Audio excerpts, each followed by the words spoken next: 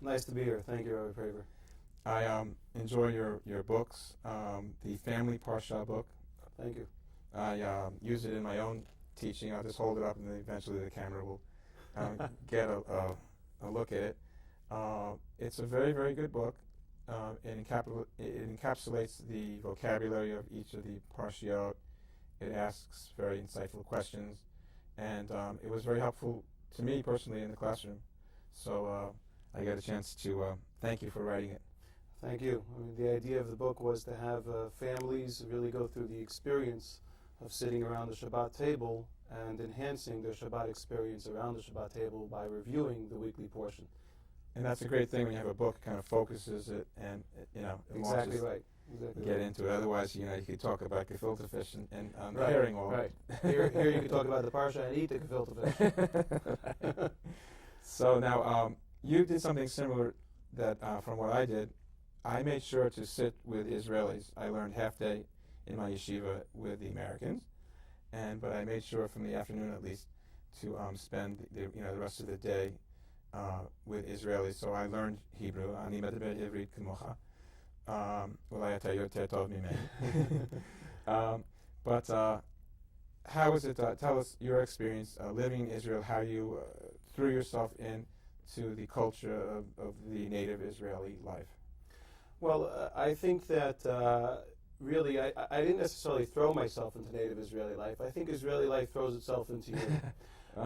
That's I'd say that's more appropriate. And what happens is Israel is sort of like a flora. There's a sense that it grows on you. It's the kind of country that it grows in you.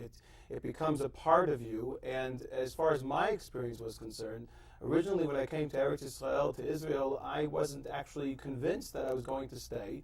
But what happened was, as God would know it, as we all know, He's behind everything somehow in some fashion, some more revealing than others. There was a job opportunity that presented itself in Eretz Yisrael. I took the opportunity and never looked back. But what happened was, my understanding was that if I was going to stay in Eretz Yisrael, if I was going to stay in Israel, I wanted to be a part of the Israeli people. I didn't want to be an American living in Israel, Right. Which actually is more of a fad now, or it happens now. Not that I'm criticizing that. Whoever comes to Israel, it's a wonderful thing. There's no But it's a question about limited. it. You wind up. But I wanted to experience being a part, and I didn't want to limit my educational opportunities, both teaching and learning, to only an exclusive Anglo-Saxon English-speaking environment. Sure. And so what I did was I threw myself into, as an educator, to teach Israelis. I actually spent time teaching Russian Israelis, newly arrived students from the FSU, the former Soviet Union, in Hadera in Israel. And I found that the Israeli population, the Israeli students, the students who were living in Israel and had not just come from homes in the United States, really could relate and needed to hear what I had to say.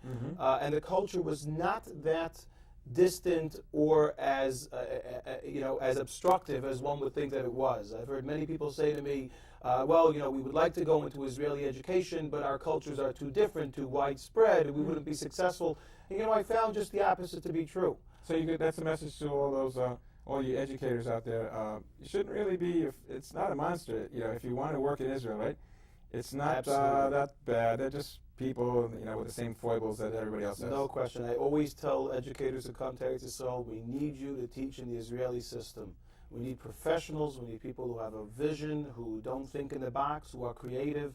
Very important. Very good. Now, you talked about a dichotomy of Israeli identity and Jewish identity. How do they differ?